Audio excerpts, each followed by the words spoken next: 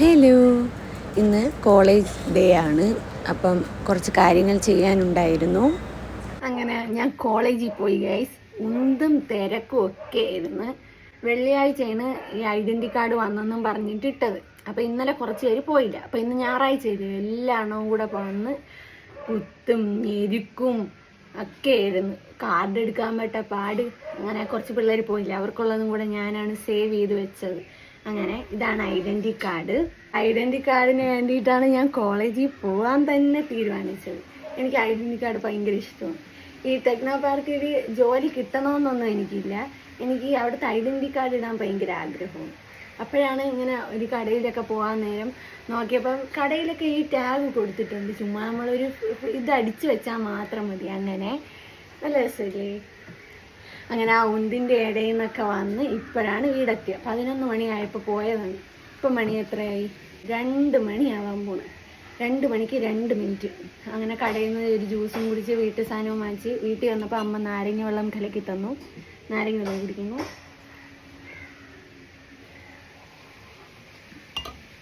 അടുത്ത ശനിയാഴ്ചയാണ് എക്സാം. അപ്പം അതിന് വേണ്ടിയിട്ടാണ് കാർഡ്.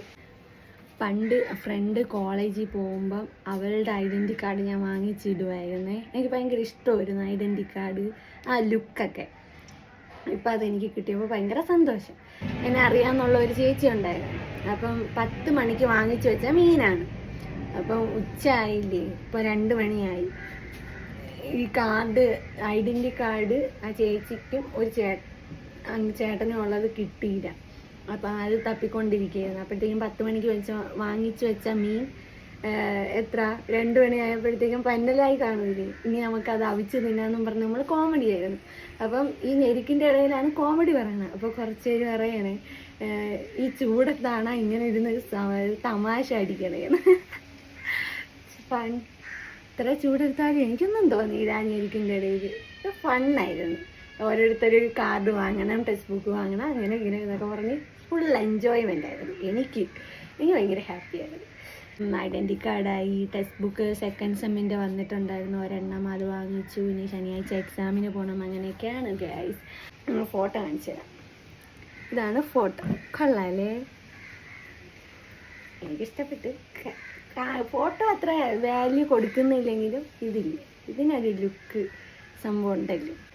അപ്പോൾ ഇതാണ് ഇന്നത്തെ വിശേഷം. രാവിലെ ബ്യൂട്ടി പാർലറിൽ പോയി ഒരു ചേച്ചീനെ ഒരുക്കാനുണ്ടായിരുന്നു. അതൊക്കെ കണ്ടു നിന്ന് പഠിച്ച് അത് കഴിഞ്ഞ് ഫ്രണ്ടിൻ്റെ വീട്ടിൽ പോയി.